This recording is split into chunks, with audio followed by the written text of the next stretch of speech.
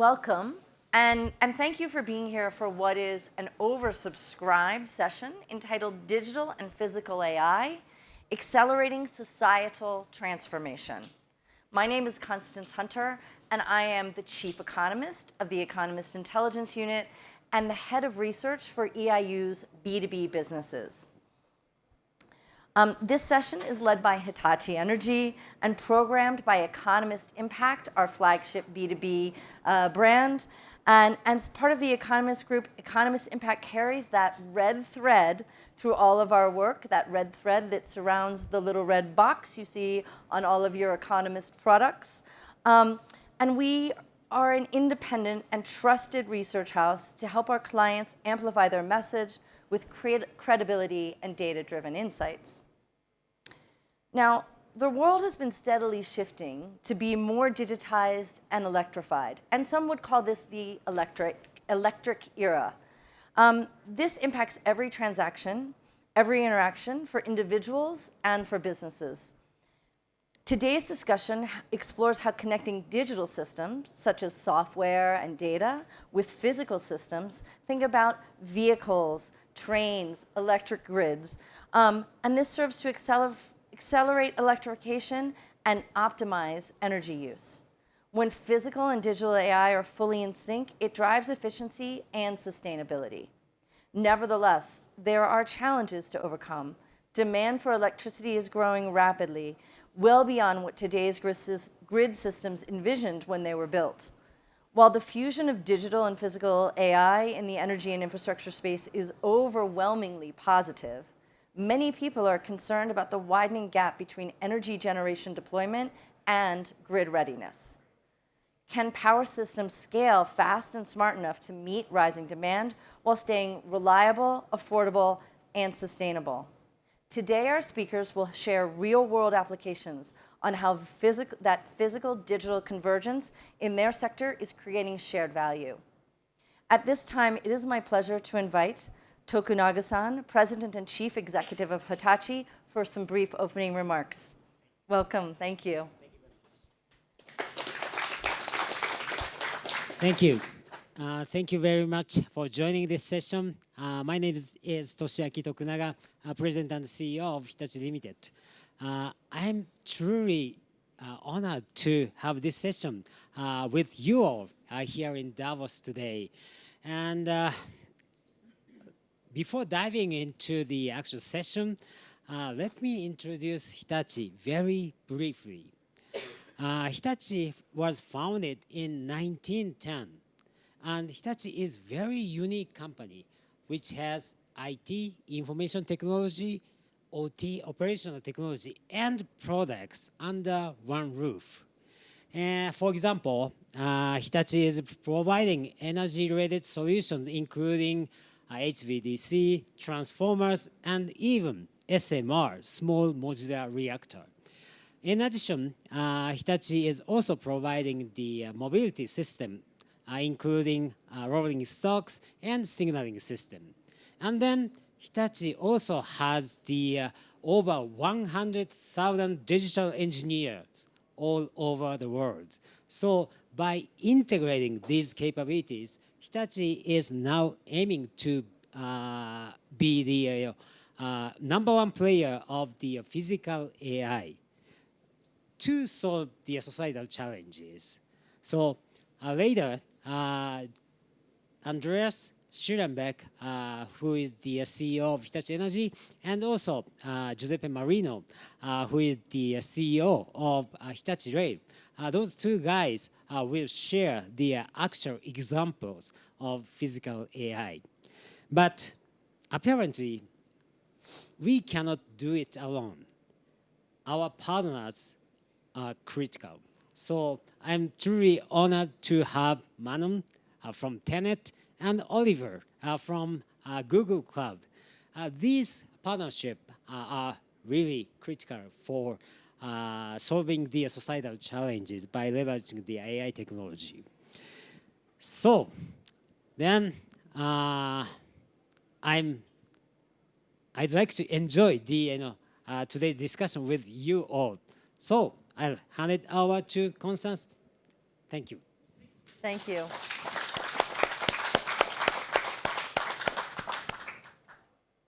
So I will now introduce my panelists and welcome them to the stage. First, I'd like to ask Giuseppe Marino to join me on the stage. Giuseppe joined, thank you. I'll make a brief introduction. Giuseppe joined Hitachi Rail as Group Chief Executive in 2023 and is also SVP and Executive Officer of Hitachi Ltd. With a career spanning automotive, industrial, and rail sectors, he has led major turnarounds in integrations across Europe and the US. He previously served as CEO of Ansaldo Energia,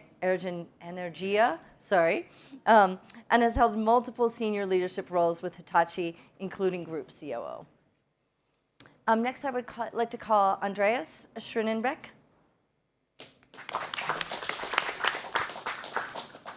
Andreas is Chief Executive, Hitachi Energy. Andreas Schönenbeck became CEO of Hitachi Energy in July 2024, leading the company's strategy to accelerate electrification and digital physical integration. Previously CEO of Uniper SE and ThyssenKrupp Elevator, he is known for driving large-scale transformation and decarbonization.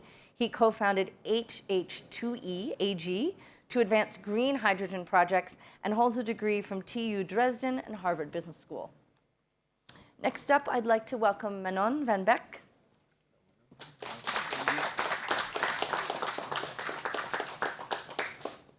Manon is the Chief Executive and Chair of the Board of 10AT, a key enabler of Europe's energy transition. She joined 10AT from Accenture, where she spent nearly 2 decades and became Country Manager Director for the Netherlands in 2013.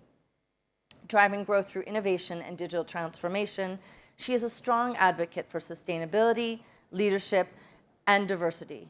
She chairs several social impact functions supporting ethnic, refugee, and female talent. And then last but not least, I'd like to welcome Oliver Parker to the stage.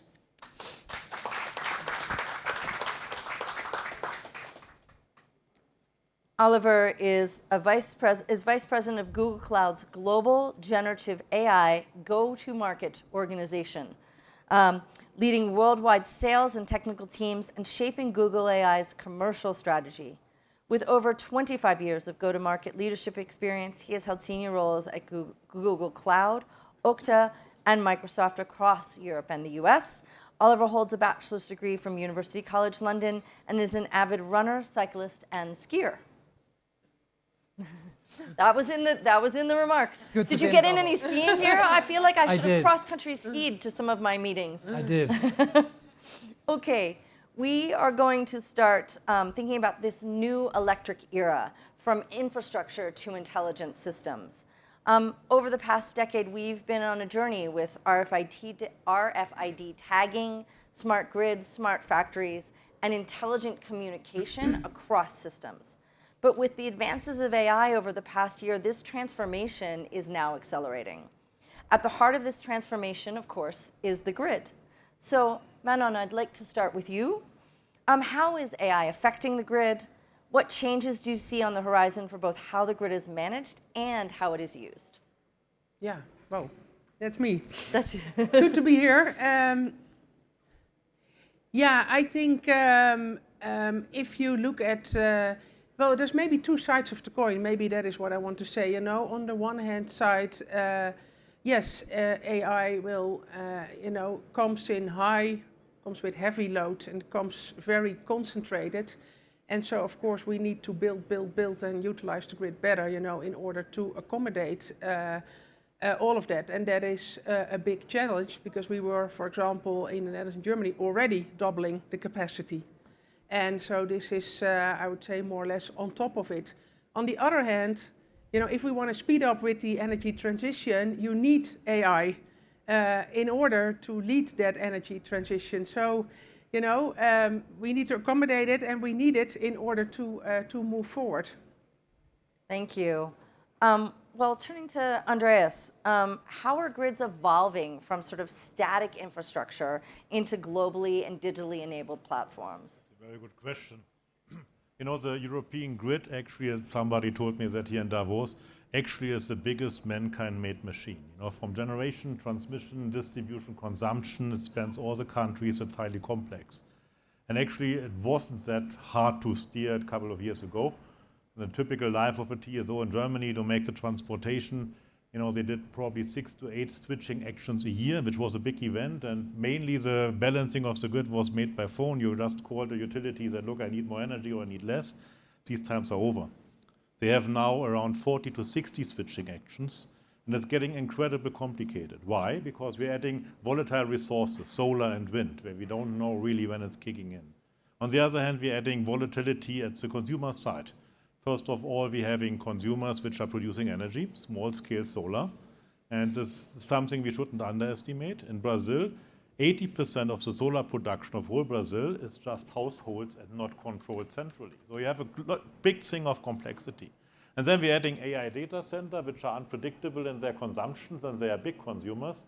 And if you just mix that together, we need AI, and we need it soon, just to control that, because that's too much for a human being to see that, forecast that, and dig through the data. So who are the leaders that you see in this transition? I think there are multiple leaders. First of all, this us as industry to make proposals what we can do. Of course, we have to work together with partners like with Tenet.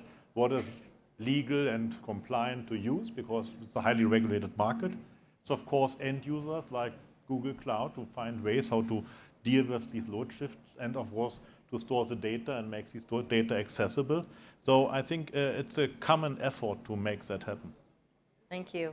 So Giuseppe, you know, I spoke about digital and physical AI. I gave a couple of examples, but perhaps you can delve deeper into that and speak more about how that transition is occurring, where we are now, and where we're likely to go over the next 3 to 5 years. Definitely. There is a big difference from digital. We've been used to talk about digital in the last year. We were talking about digital native. What you're talking with physical AI, it's something different. It's physical AI that it's not only understanding the environment, but it's acting on the environment. And there is a fundamental change there, because while before with digital, which we believe was already very powerful, we were in an open loop. So we were getting instruction. Now with physical AI, we are in a closed loop. The same information are fed back to the system that's learning. So it's much more interactive. It's a system that's learning, and a system that it's putting together in a stack a number of different things. Let me explain very quickly. What's my view, of course. There are super experts that can explain that better.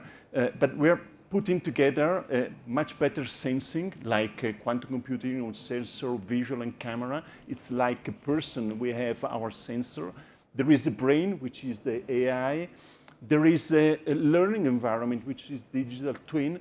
And there is the acting facility, which is the robot, the humanoids, the car, etc. So it's a stack that does require a completely different architecture. And that's why we are working on proposing this architecture. And as our president and CEO said, we are combining our operation expertise with IT expertise to get all this together. So the physics, the IT, and the learning system in order to act for the future. And one small thing, there is physical AI, but I also like to talk about physics AI, which is a very important part of the physical AI. Because normally in our software, we are using the formula we learn at school, like force, mass per acceleration. In the physical AI, we're using physical AI because the system it's learning the law of the physics, the inertia, the gravity, everything, it's learned. So there is a small distinction, but with a big difference. So this evolution of physical AI, it's amazing. Thank you. All right, so Oliver, you are the expert on all things AI. How can AI enhance decision-making in energy and transportation? And at what speed is the industry moving now? And is it likely to continue at this pace, plateau, accelerate? Fill us in on that. So let me take this a few different ways, and I'll talk about the industry because I think there's the innovation that's happening and there's the application of that innovation in industry, and they're on very different timelines right now. At a sort of an energy level, and obviously at Google, we've I sort of say to people, we've been in the infrastructure energy business for a very long period of time. We've been building data centers. We have, I don't know how many millions of subsea cables. So we've been sort of in the infrastructure business since we were founded over 25 years ago, because fundamentally things like search require that distributed network of infrastructure. So from day one, Google has been very cognizant around renewables and thinking about that footprint. And then as a consequence, we actually built our own chips. Around about 10 years ago, we got into our own we started silicone ourselves and started to build our own chips. And those chips were actually very specifically designed for AI and machine learning, not because the world was sort of moving forward a lot with AI, but our requirements of our own products. And I give the very easy example, if you use Gmail, and many people do around the world, Gmail has been finishing your sentence for about 10 years. It's got predictions of next words. That is fundamentally AI and machine learning. So we started to build our own chipsets around 10 years ago, but with a huge focus on efficiency, because obviously compute is exceptionally expensive. There's many implications for sustainability in the environment. So we've sort of, for a really long period of time, have been very thoughtful around, obviously, these massive increases in compute and computational requirements, which has obviously now massively accelerated over the last 3 to 4 years. So things that sort of Giuseppe was just referring to, they require just unbelievable amounts of compute. But obviously, as these new chips come out, the efficiency and those kinds of things become incredibly important. So we've been doing work on the compute side. Where we've seen a lot more work at an industry level is we've been building, obviously we have a series of different LLMs and different kinds of diffusion models, but we've built models like we have a WeatherNext model, and we've done partnerships with the national grid in the US. We've done partnerships in India where these AI models that have been open sourced are now being used for things like grid optimization and renewal optimization. So we will continue to invest in AI around these models for many of the countries around the world, and by design, making them open source so they can sort of start to get applied. I do think the one thing, if I look at it at an industry level, to your question around speed, is, and I'm obviously very close to what we do in research and engineering, I would say we could stop everything around these models now, and I still think it would take the industry several years to catch up in terms of being able to apply the capability. So you'll often hear people talk about applied AI, which is really taking a lot of the capabilities we've got now, putting them into systems, putting them into the edge, starting to think about robotics, humanoid robotics. So there's a massive level of innovation, sort of almost like a capability overhang in the industry. So these kinds of partnerships make it incredibly important, but it's very much about deploying these AI systems into many of the operational opportunities. If you think about that capability overhang, and you think about the diffusion throughout the economy, if we were just to take a snapshot of today, what is the difference? Are we, on a scale of 1 to 10, have we used up 10% of the overhang? Have we used up 40, 90? Where are we? And how much of the, and obviously, in addition to that, there continues to be advancements in technology, but it'd be interesting to know how much of the overhang you think has been utilized. I do think it's, I mean, I could pick a statistic globally, but I think it also is very different by region. Or by industry, perhaps. Or by industry, by region. I've spent a lot of time in Asia Pacific. In fact, I was actually in Beijing last week for a week, and sort of starting to look, I was in Japan a few months ago, so you're seeing different countries adopt this technology and applied capacity very differently. And it's obviously driven by technology sort of capability within the geo, but it's also driven by regulatory and governance. So there's multiple reasons, geopolitical situations. So sort of the overhang is really, quite frankly, very dependent on what's happening in the region at the period of time. Also what businesses the region's in. Certain regions around the world are in much more traditional businesses. Whereas consumer electronics and some of these other things in Asia Pacific look different. So it really is quite varied. This is what I hoped would happen. Manon. No, yeah, I just wanted to add one comment, because you said, this morning I was also in another roundtable where they said, well, Hitachi, Google, Tenet, different perspectives, but in the end, in a way, we are all a utility, or we are all very much engaged in the world of energy. So this is blurring. And I think if you look at AI and the need for flexibility, what you said, this is in the end, the technology is there. So we're not here, I think, to talk, the technology is there and it works. But it's a massive social change, right, that we are about to embark on. And also if you are in the control center, for example, at Tenet, where indeed, you know, you can't even get in because they are working all the time. So, and that is very different from the past. So we will still have human beings, but then because of the complexity, right? And because of the speed that is needed, you know, that will go hand in hand with AI. But how do you make sure, you know, our people, that you trust that you put that in the hands, right, of I think that's the big topic to address. And I think well, sometimes in the company Tenet, I often say, you know, let's talk about the hard things, and then I mean what they call the soft things, which is the cultural part, because that's the hard nut to crack. There's also just, and this is my second Davos. It's been, last year there was a lot of, and obviously being at Google, you sort of get pulled into a lot of the AI stuff and leading it. A lot of conversations around, is it ready? Is it good enough? And there's still work to be done to making this AI good, and there's lots of conversations around the phrase AGI and sort of when that happens, and there's still a lot of work that needs to happen. So sort of this year it's actually been less, I've found, just generally in my meetings and panels around, is it good enough? Can I deploy it? It's more like, okay, how do I? There's much more of a feeling of how. Now, that being said, there's still a lot more work that needs to happen on these models for factuality, for correctness. Like there's still so much more to happen until you get these sort of more generalist AGI systems. But I just in a 12-month period, which was like, is it ready? Can it be deployed? Is now like, we need help, cultural transformation, skills relearning, like a lot more of the applications of the capability through change management, workplace transformation versus, is this thing ready for prime time? That's just an immediate transition I've seen in the last 12 months. And that's a global statement, different companies. Yeah, that's an important observation. Andres, if I could ask you, bring it back to energy, sort of what innovations in digital physical conversions are most promising for accelerating electrification globally? I think it's computing power. You know, traditionally in our grids, we have to know where the power is flowing because it is the most important thing. It controls the frequency because in electrical nets you have to consume what you generate and the other way around in every millisecond and even faster.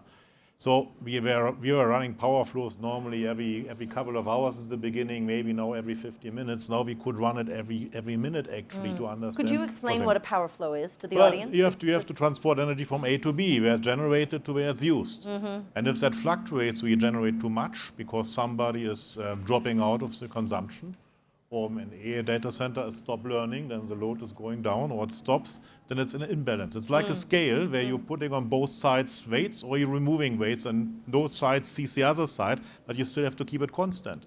And to calculate that, it's immense computing power necessary, and now we have that. But on the other hand, we should not underestimate the human factor, as it was discussed. Our operators, our developers as well are, of course, a little bit afraid of technology because technology is always faster than the human being. Every social innovation is lagging behind the technical capabilities. Take an example from rail. I think the first railways built in Great Britain were deemed unsafe for more than 20 miles an hour because you could die. And the first automobile, somebody was walking in front of them with a red flag because it was considered a danger. So I think we are much faster in technology as we think, and we are just slower in the adaptation because of the human factor. We have to work on that. Exactly. So speaking of sort of the turn of the century technology, right? If we think about electrification, people really didn't understand how transformative that was going to be. I mean, buildings didn't have more than 2 or 3 stories because we didn't have elevators. Factories were completely redesigned. Giuseppe, you have a really refined view on how this is similar to that. Could you tell us a bit more about what you see? Well, definitely. And as our president explained before, the company started over 100 years ago for the electrification of Japan, and then it grown the rest of the world. So we are exactly like 100 years ago. We hope to be in the same level of vision of our founders. And I think at this time there are 2 revolutions. One is again the second energy revolution that our colleagues were talking, and then there is the AI revolution. So it's definitely something that's happening. And understanding that this is very transformational and things are changing the way we run the companies, we run education, we run everything. It's very important. And lacking to understand how this revolution, especially the physical AI with autonomous driving on humanoids, etc., will not only endanger the profitability of the company, but it will be definitely something that will put the company outside of competition. Mm-hmm. So Menon, how do you see the integration of AI with grid infrastructure enabling faster adoption of renewables? Do you think it's going to help accelerate that? Yes, it will. And that is, I think, Andreas already explained. So, yeah, the new energy system is more complex because the sun is not always shining and the wind is not always blowing. So then it's all about flexibility. And in order to react in milliseconds, right, you need to have near real-time insight. So, but there's multiple applications. So I would say in the control center of the future, you would see a digital twin, helping with the complexity, helping with the speed next to human beings. But it's also about dynamic line rating. It's, there's so many examples of, there's two things, because while companies like ours are building, and I was just at the other session, it's all about, strategic autonomy nowadays or energy security. So we need to build the grid faster, but that will take a while. Every megawatt of flexibility and capacity that we can free up, is there, in a couple of months, and we could really go faster. And that is also where AI comes in and will allow us to move on while we build out the grid as well. Only my company will invest 200 billion euro in the next 10 years. So it's not so that we will do for sure. But combined with utilizing the grid better, and then also the question is like, for example, to Google, but maybe you want to comment yourself. So how can we help each other? Because they always talk about, the grids are the bottleneck and the grids are full. Well, they are full 15% of the time, and 85% there is plenty of capacity. So how can we avoid the peak, right? It's flattening the curve, basically. What we need to do, and how can then AI, AI will, increase the peak, but in the end, it will also help to flatten the curve, and that's where the two meet. That makes so much sense. Yeah. Oliver, if you want to comment on that, and also this issue of security, right? Obviously, when everything is digitized, when everything is electrified, there are increased concerns about cybersecurity, and obviously AI has a role to play there as well. Let me just respond. So I totally agree. I think, we've started building a lot of these models, these time series models, these weather next models with, huge amounts of data. But I do think it does require a lot more public-private partnership. And again, obviously the grids and sort of what's happening. And I live in the US, so I see a lot of the work there. But I do think sort of a deeper level of collaboration across energy, power, as well as national institutions with the private sector, quite frankly, I think it's a requirement if you start to, I'm incredibly close to the computational requirements that we see demand. Like the kinds of things that you're talking about require extensive computational requirements of these AI capabilities, which obviously we offer, or at least we're one of the companies that offer them. That strain that goes then back onto the grid and to these existing systems is immense. So that is, it's going to be it's a fundamental bottleneck that has to get figured out, and I don't think it happens without much deeper collaboration between public and private sectors. Thank you. Yeah, so it's the question. So the question in this massive social change, where in the end maybe we are all a utility, if you want. How do you coordinate, right? So what are the standards? These are the questions more than the technology, I would say. Yeah. Well, I think we're almost at time, but I have one final question. So if we look ahead to 2030, what single breakthrough in digital physical integration do you believe will have the greatest impact on societal transformation? Right? Because at the end of the day, we're here, if you say we're all utilities, part of the role of utility is to make society better. So I'd love to hear your thoughts on that. Giuseppe, why don't we start with you? Well, thank you. Technology, it's moving very fast. So what we have seen last year here in Davos, after 12 months, is already very different because it's progressing. So it's difficult to understand what will be in 2030. But I like a lot what Oliver was mentioned before about the language model. Now we also have the visual model that are learning like we learn to drive and do things through the eyes. And that's amazing technology. To get there, I think technology will go there because the speed it's exponential. We need also to go fast. We need to go fast with leadership, with governance, because most of the governance are not keeping up with the pace of technology, and with capital allocation. So probably, for sure, technology will get there, and we will struggle to follow with all the rest. So we need to stay focused and readapt ourselves to this new model. Andreas? I think the biggest thing in 2035 or 30, even that will be probably the unconscious acceptance of AI. Because nobody will think about it. Everybody will trust that it will work. Because, you know, if I go back to myself, I grew up with computers, I learned programming. I never trust a computer because I know what can go wrong. I have an automatic car which can drive nearly semi-automatic. I don't trust the bloody thing because it doesn't drive like I used to drive. I think if you go back to the first revolutions, as the internet developed, there was no email, there was no PowerPoint, there was no Excel, there was nothing there. Nobody has used it. Now it's quite normal, it's there, you use it without thinking, you're trusting your computer more and more. I think the biggest revolution will be that in 10 years it's just accepted in society as a social innovation. You trust it, it's working, it's safe, it makes life easier, more convenient, and that's probably the biggest thing we can achieve. That would be amazing. Manon? Yeah, I'll stick to the control room of the future, where I think a digital twin is embraced by their humankind colleagues. I think that is a big breakthrough in balancing the grid and allowing for near to real-time flexibility. Oliver? I actually want to build on something Giuseppe said. The significant increase we see in visual models has been unprecedented for us. We released a model which has affectionately been known as Nano Banana. If you know anything about the stuff that Google's released, we have some strange names of our models. Within a 4-hour period, we saw 1 trillion tokens, which is sort of, think of those as units of use. So compare that to when you released Gemini. Of Gemini 1, I think that was weeks.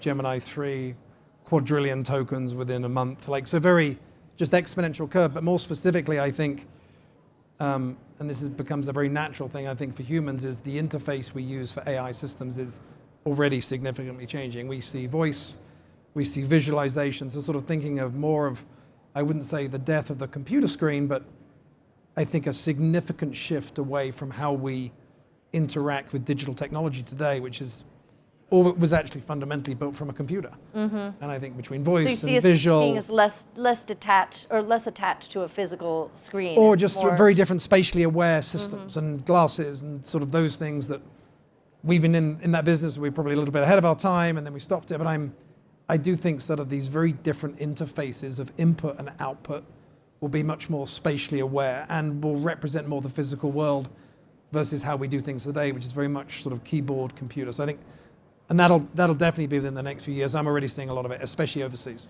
That's amazing. So I've been given the signal that it is time to wrap up.